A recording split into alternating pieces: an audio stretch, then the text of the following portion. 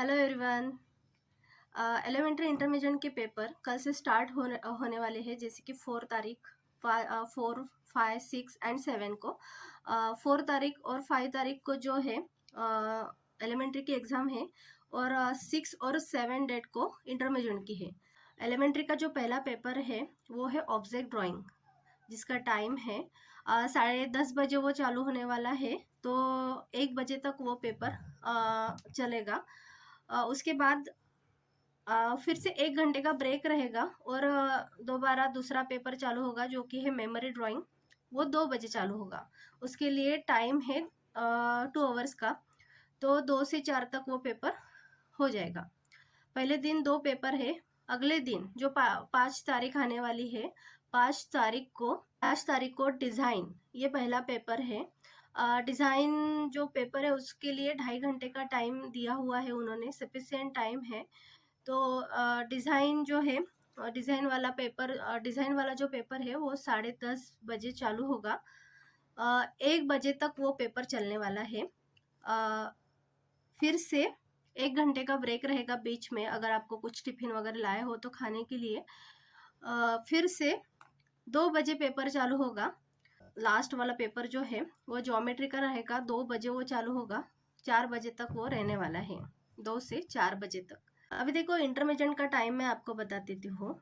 Intermediate का जो पहला पेपर है वो 6 तारीख को है। सुबह 10:30 बजे चालू होगा वो। उसका जो टाइम है वो 3 घंटे का वो पेपर रहेगा। स्टिल लाइफ उसमें रहने वाला है। तो 3 घंटे सफिशिएंट टाइम दिया हुआ है उन्होंने। तो वो 10:30 बजे चालू होगा, 1:30 बजे तक वो चलने वाला है। उसके बाद जो है वो है मेमोरी ड्राइंग का पेपर। वो है फिर से 1 घंटे का ब्रेक रहने वाला है। फिर 2:30 बजे चालू होगा पेपर, और वो चलेगा 4:30 बजे तक। ये पहले दिन का टाइम टेबल है। दूसरे दिन का टाइम टेबल अब देखते हैं हम। तो दूसरे दिन भी पहला जो पेपर है वो है डिज़ाइन। डिज़ाइन के लिए उन्होंने 3 घंटे का टाइम दिया हुआ है हमें, सफिशिएंट टाइम है एकदम। आराम से आप ड्राइंग निकाल सकते हो। और वो टाइम जो है वो 10:30 से 1:30 बजे तक है। फिर से 1 घंटे का ब्रेक हो जाएगा 2:30 बजे। फिर से लास्ट वाला पेपर चालू होगा जो कि है ज्योमेट्री का। ज्योमेट्री में 3 सेक्शन आते हैं इंटरमीडिएट में, जो कि है प्लेन ज्योमेट्री, सॉलिड ज्योमेट्री और लेटरिंग। ये 3 पार्ट जो है वो सॉल्व करने कंपलसरी है। तो उसके लिए हमें वहाँ पे टाइम दिया है 3 घंटे का। 3 घंटे में आराम से आप पेपर सॉल्व कर सकते हो। तो वो टाइम 2:30 बजे से 5:30 बजे तक चलने वाला है। कल से एलिमेंट्री इंटरमीडिएट की एग्ज़ाम स्टार्ट हो रही है, तो उसके लिए कुछ इंस्ट्रक्शन है। जैसे कि इरेज़र का जो आप यूज़ करते हो, कम से कम यूज़ करो। अगर आप बहुत ज़्यादा यूज़ करोगे इरेज़र का, तो आपका पेपर का जो ऊपर का लेयर है वो निकल जाएगा, फिर अच्छे से कलरिंग नहीं होगी और अनफिनिश दिखेगा आपका पेपर। अगर आपको अच्छे से ग्रेड लाने हैं तो इरेज़र का जितना कम हो सके उतना यूज़ कम करो। और जब भी आप पेंसिल यूज़ करोगे तो पेंसिल एकदम लाइट लाइट चलाओ। अगर आप प्रेशर देके चलाओगे और उसे इरेज करोगे तो उसके लाइंस पेपर पर दिखाई देंगे। फिर कलर करने के बाद वो अच्छे नहीं दिखते। देखो, जब भी आप कलरिंग करोगे, अगर वाटर कलर, ऑयल पेस्टल से, सॉरी, वाटर कलर और पोस्टर कलर से अगर आप कलरिंग करने वाले हो, तो उसके लिए 2 बर्तन में, मतलब 2 बाउल में आपको पानी लेना चाहिए। एक तो जो है वो ब्रश धोने के लिए, और दूसरा दूसरा आपको जब कलरिंग करोगे तो उसके लिए आपको जो पानी लगने वाला है उसके लिए। जिस हैंड से आप कलर करते हो, अगर आप लेफ्टी हो तो लेफ्ट साइड में आपके जो पैलेट कलर्स या फिर पानी के जो बाउल है वो रखो। अगर आप राइट हैंडेड हो तो राइट साइड में वो सब चीज़ें रखो। अगर आप अपोजिट डायरेक्शन में रखोगे तो जब भी आप उसके अंदर धोने के लिए या फिर कुछ करोगे तो पेपर से ऊपर की तरफ वो हैंड चला जाएगा। तो फिर आपका जो पेपर है वो गंदा हो सकता है। इसीलिए जिस साइड से आप कलरिंग करते हो उसी साइड में वो रखना बहुत ज़रूरी है। साथ में आप टिश्यू पेपर लेके जाओ, या फिर आपके पास कोई ओल्ड कपड़ा होगा तो वो भी लेके जा सकते हो आप। पहले वाले जो 2 पेपर है उसमें स्केल अलाउड नहीं है। पहले एलिमेंट्री हो या इंटरमीडिएट हो, दोनों के लिए जो पहले वाला दिन का जो पेपर है उसमें किसी भी अगर आप साइड में बॉर्डर भी अगर निकाल रहे हो तो उसमें स्केल अलाउड नहीं है, वो आपको हाथ से ही निकालनी पड़ेगी। उसके लिए टेक्निक है। देखो अभी ये बुक है मेरे पास, अगर आपको यहाँ पर साइड में लाइन खींचनी है तो क्या करना है, पेन को ऐसा सीधा पकड़ो और ये जो फिंगर है, ये फिंगर को यहाँ से देखो, यहाँ पे ऐसे फिराओ और जहाँ पर आपको लाइन खींचनी है ऐसी, वहीं पे ऐसी खींचो। इस टेक्निक से आप बॉर्डर निकाल सकते हो चारों साइड में। देखो जब भी आप कलरिंग कर रहे हो तो आपके पास कम से कम 2 या 3 नंबर के अलग अलग नंबर के जो ब्रश होते हैं वो होना बहुत ज़रूरी है। मैं रिकमेंड कर रही हूँ कि आप मेमोरी ड्राइंग जब कर रहे हो, उसको कलरिंग कर रहे हो तो सबसे बड़ा वाला जो ब्रश है आपके पास वो यूज़ करो। जैसे कि 10 नंबर या 12 नंबर का ब्रश अगर आप यूज़ करोगे तो बड़ी आसानी से आप एकदम फास्ट तरीके से आप कलरिंग कर सकोगे। फास्ट करने के पीछे का ये रीज़न है कि देखो उसके लिए पूरा जो पेपर है उसके लिए सिर्फ 2 घंटे का टाइम दिया हुआ है, एलिमेंट्री और इंटरमीडिएट दोनों के लिए। एलिमेंट्री में आपको कम से कम 3 फिगर निकालने हैं और इंटरमीडिएट में आपको कम से कम 5 फिगर निकालने कंपलसरी है। तो देखो अगर आप छोटे छोटे ब्रश से कलरिंग करोगे तो बहुत टाइम लगने वाला है। और बैकग्राउंड में कलर देना मत भूलना, पूरे पेज को कलर दिया हुआ होना चाहिए। तो आप मिक्स कलर कॉम्बिनेशन में भी कलर कर सकते हो, जैसे कि बैकग्राउंड में आप कुछ रफ रैंडमली ऐसा कुछ कलर दे सकते हो, वाटर कलर से ही करो। और उसके ऊपर आप चाहे तो colour pencil, oil pastel, crayons या फिर कोई भी आपके पास कलर है वो यूज़ कर सकते हो, इससे भी बहुत अच्छा रिजल्ट मिलता है। लेकिन फिर एक बात है कि देखो लाइट लाइट जो जब भी हम कलरिंग करते हैं तो लाइट से डार्क कलर तक हमें कलरिंग करनी है। अगर आप पहले ही डार्क कलर यूज़ करोगे तो फिर बाद में आपको अगर किसी जगह पर लाइट दिखाना है तो वो आप दिखा नहीं पाओगे, इसीलिए लाइट टू डार्क कलर करना चाहिए। देखो अगर आपको कलर कॉम्बिनेशन में अगर कलरिंग करनी है तो जैसे कि आपको सिंगल कलर कॉम्बिनेशन में कलरिंग करना है डिज़ाइन पेपर में, तो जो भी आप कलर बना रहे हो या फिर कोई भी कलर हो, आपको अगर कम ऐसा लगता है कि इसका बहुत ज़्यादा यूज़ है हमें, तो पहले ही ज़्यादा बना लो। क्योंकि बाद में अगर आप वो सेम कलर बनाने की कोशिश करोगे तो वो नहीं बनती है। इसलिए पहले ही थोड़ा सा ज़्यादा कलर आप बना के रख सकते हो अलग अलग शेड में। जैसे कि अभी पेपर चालू होने को है तो आप पहले ही कलर बना के रख सकते हो और उसको अप्लाई कर सकते हो। देखो अगर आपका कलरिंग करना पूरा ख़त्म हो गया है तो आप अपना सामान अच्छे से रख दो। पूरा अच्छे से रखने के लिए उसकी जो ढक्कन जो है, जिस बॉटल का जो ढक्कन है उसी को ही लगाओ और अपनी पैलेट जो है वो अच्छे से क्लीन कर लो और रख दो। अभी देखो आपका पेपर तो हो गया है कलरिंग करके सब कुछ, लेकिन अगर आपका कलर सूखा नहीं है पेपर के ऊपर से तो फिर आपके ऊपर जो दूसरा पेपर आने वाला है उससे वो चिपक जाता है। फिर आपके जो कलर इतने मेहनत से आपने कलरिंग की है वो पूरी ख़राब ना हो, इसलिए थोड़ा सा 5 से 10 मिनट पहले ही आप अपना कलरिंग ख़त्म करो ताकि उसे सूखने के लिए टाइम मिल सकता है। अगर आप मिक्स कलर कॉम्बिनेशन में कर रहे हो तो कोई प्रॉब्लम नहीं है, वो तो पहले ही सूख जाता है। लेकिन अगर आप पूरा का पूरा ही वाटर कलर से करना चाहते हो तो कम से कम 10 मिनट पहले आपका पूरा कलर होना कंपलसरी है। देखो एग्ज़ाम पेपर में 28 बाय 38 सेंटीमीटर का पेपर आता है। वो जो सेशन है वही हमें मतलब उनसे ही हमें वो मिलता है। अगर आपको ट्रेस पेपर की ज़रूरत पड़ती है तो आप उन्हें मांग सकते हो। ऑब्जेक्ट ड्राइंग है, अगर आपका बेंच बहुत पीछे है तो आप घर से ही एक मैट, छोटी सी मैट लेके जाओ, वही नीचे वही आसपास नीचे आप रख सकते हो और उसके ऊपर बैठ जाओ, आराम से कलर करो। सर को बोलो कि मुझे पीछे से नहीं दिखाई दे रहा है तो मैं सामने आके बैठ जाता हूँ, कोई दिक्कत नहीं है, बैठ सकते हो वैसे भी। आपको जिस एंगल से वो ऑब्जेक्ट दिखाई दे रहा है उसी एंगल से वो ऑब्जेक्ट निकालना बहुत ज़रूरी है। ऐसा नहीं कि बाजू वाले ने अलग थोड़ा सा निकाला है तो मैं भी वैसे निकालो, ऐसा नहीं। आपको अलग डायरेक्शन दिख रही है, उसको अलग दिख रही है, तो आपको जो दिखाई दे रहा है वही निकालो आप।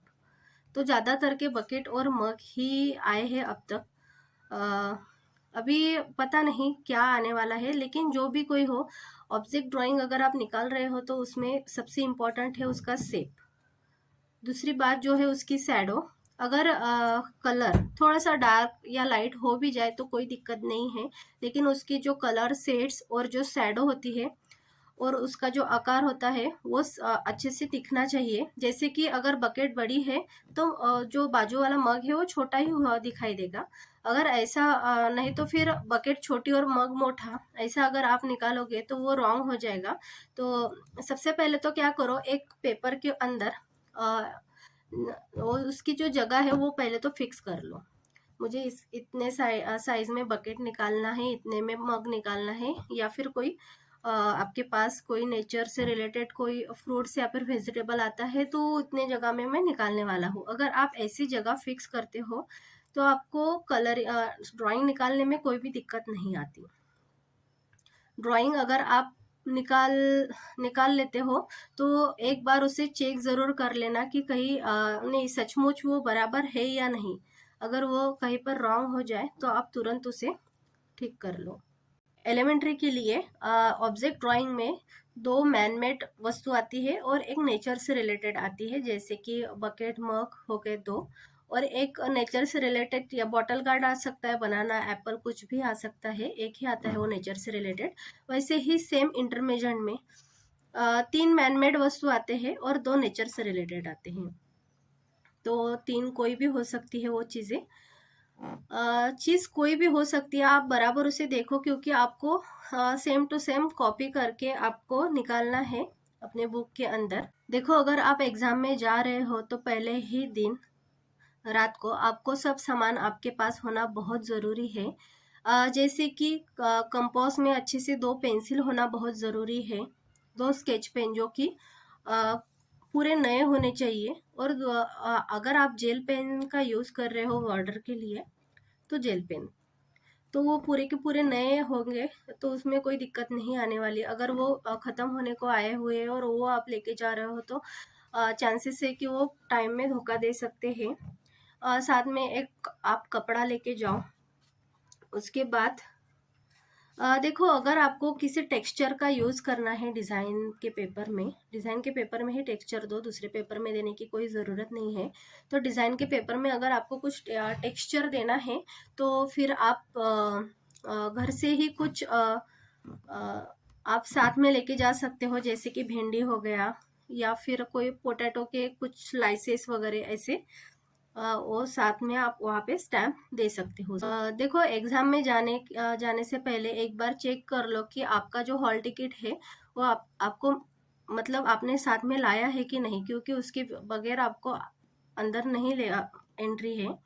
तो हॉल टिकट आपके पास होना बहुत ज़रूरी है। देखो, एग्ज़ाम हॉल में जाने से पहले जो सेंटर है कम से कम आधा घंटा पहले आपको वहाँ पे पहुँचना है। जब भी एग्ज़ाम पेपर आपके हाथ में आएगा तो राइट साइड में ऊपर की तरफ आपका नाम, आपका रोल नंबर, स्कूल का नाम, जो जो आपको बताया गया है सेंटर, मतलब जो सेंटर नंबर है या फिर नाम होगा उसका, वो लिखना बहुत ज़रूरी है। आज की तारीख भी लिखना बहुत ज़रूरी है। आप कौन सी क्लास में हो वो सब ऊपर की तरफ वो बताएंगे, वैसे वैसे आपको लिखना है। अगर आप वो भूल गए तो फिर कोई फ़ायदा नहीं है। सबसे पहले वो काम कंप्लीट कर लो, बाद में आप कलर जो स्केच अगर आपको कुछ निकालना है तो वो निकाल सकते हो। देखो, सबसे मेन इम्पोर्टेंट एक बात मुझे आप सभी से बतानी है, आप सभी को बतानी है। देखो, बच्चे क्या करते हैं, ड्राइंग का पेपर है, बहुत खुश होते हैं बच्चे, क्योंकि वो सबको वो बहुत पसंद होता है ड्राइंग निकालना। तो बच्चे क्या करते हैं, आजू बाजू से जो अपने फ्रेंड हैं उनके साथ बातें करने लगते हैं, तो उसमें बहुत सारा टाइम निकल जाता है। किसी को पूछते हैं तू क्या निकालने वाला है, या फिर तू क्या निकालने वाली है, और फिर वो जो निकालेगा उसमें से वो आप चूज़ करोगे। ऐसा कुछ मत करो, आपके माइंड में जो आता है वो निकालो। मेमोरी ड्राइंग में अगर आपको कुछ समझ में नहीं आ रहा है तो 2 मिनट के लिए आंखें बंद करो और जो आपने टॉपिक चुना है उसका जो इमेज है वो आपके आंखों के सामने लाओ और सेम वही पेपर के ऊपर निकालने की कोशिश करो। अभी देखो सेम टू सेम तो आप नहीं निकाल पाओगे, तो फिर आपको फिगर निकालने में अगर बहुत प्रॉब्लम हो रही है तो आप क्या करो, स्टिक ड्राइंग जो है वो निकालो। अभी स्टिक ड्राइंग क्या होती है, जो कि अपने बॉडी के अंदर जो बोन्स होते हैं सिर्फ वही निकालो, उसका ही ढांचा निकालो आप, upper body lower body body और उसके हैंड जो है वो और नीचे वाले लेग्स, और बाद में उसको अच्छे से बॉडी का शेप दे दो। अगर ऐसा आप करोगे तो आप बड़ी आसानी से जो है कोई भी ड्राइंग हो निकाल सकते हो। देखो आपको जो भी टाइम दिया हुआ है वो बहुत सफिशिएंट टाइम है, जल्दी जल्दी में आप कंप्लीट कर लोगे और बाकी का टाइम ऐसे ही वेस्ट जाने वाला है। अगर ऐसा करोगे तो कोई फायदा नहीं है। जितना टाइम दिया उसके हिसाब से आप आराम आराम से जो भी काम है वो करो। अगर ज़्यादा घाई करोगे, आप जल्दबाजी करोगे तो फिर हो सकता है कि आप जो अच्छा कर सकते थे वो भी रह जाए आपसे। इसलिए टाइम का ध्यान रखो। हालांकि मेमोरी ड्राइंग में आपको ज़्यादा डिटेल्स करने की कोई ज़रूरत नहीं है, उसमें आपको बस कलर करना, अच्छे से शेप्स निकालने हैं, बैकग्राउंड दिखाना है, और जो मेन फिगर है कम से कम इतनी बड़ी होनी बहुत ज़रूरी है। अगर आप छोटे छोटे निकालोगे तो उसकी कोई वैल्यू नहीं है। देखो जो फिगर्स है वो अलग अलग एंगल में होने बहुत ज़रूरी है। अगर आप सेम पोजीशन में एक लाइन में निकालोगे तो फिर उसके भी मार्क्स कट हो जाएंगे। बैकग्राउंड में जो दूर वाली चीज़ें हैं वो छोटी दिखा दो और जो पास वाली चीज़ें हैं उसे बड़ी दिखा दो। देखो अगर आपने 5 फिगर निकाले हुए हैं इंटरमीडिएट में और उसमें से 2 ही बड़े निकाले और तीसरे छोटे छोटे दूर कहीं निकाले हुए हैं, तो वैसा नहीं, आपको कम से कम 5 जो फिगर है वो बड़े निकालने हैं और छोटे वाले जो है वो उसके हिसाब से अगर आप 6-7 फिगर निकालोगे तो वो दूर भी दिखाई दिए तो भी चलेगा, उसकी कोई मतलब ज़्यादा है नहीं है।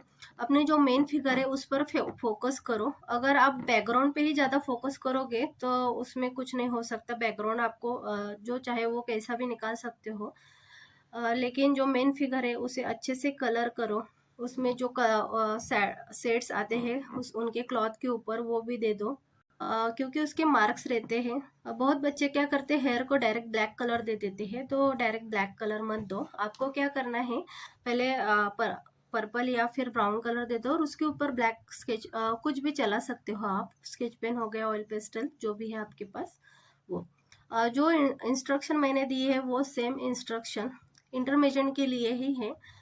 देखो इंटरमीडिएट में जो डिज़ाइन का पेपर होता है उसमें कुछ तो भी आपको टॉपिक दिया रहेगा, जैसे कि रुमाल या फिर कुछ तो भी table cloth, pillow cover, T shirts वगैरह, उसके ऊपर आपको कुछ डिज़ाइन निकालनी है। अगर उन्होंने बताया है कि जो कलर कॉम्बिनेशन बताया है उसमें ही कलर करना है तो आप वही कलर करो। अगर उन्होंने कुछ बताया नहीं है तो आपके मन के हिसाब से आप कलर कर सकते हो। और एक बात, जो लेटरिंग का जो पार्ट है उसमें प्लेन ज्योमेट्री के 5 एग्जाम्पल आते हैं, उसमें से 3 ही सॉल्व करने होते हैं। जो सॉइल ज्योमेट्री है उसमें एक ही आता है और वो एक ही आपको सॉल्व करना कंपलसरी है। और जो लेटरिंग आता है वो और मराठी, हिंदी और इंग्लिश तीनों में आता है। तो आपको जो कंफर्टेबल है उसमें करो। तो देखो लेटरिंग करने के लिए बहुत बच्चे बहुत परेशान होते हैं कि उनको अच्छे से वो कर नहीं पाते। तो आप क्या कर सकते हो, जो कट निप का वो मार्कर आता है ब्लैक कलर का, वो लेके जाओ, उससे आप बहुत अच्छे से आप लेटरिंग का पार्ट कर सकते हो और उसी से रिलेटेड कुछ बैकग्राउंड में आप डिज़ाइन निकाल दो, बहुत सुंदर दिखता है और आपका काम भी बहुत आसानी से हो जाएगा। चलो तो अभी इतना ही।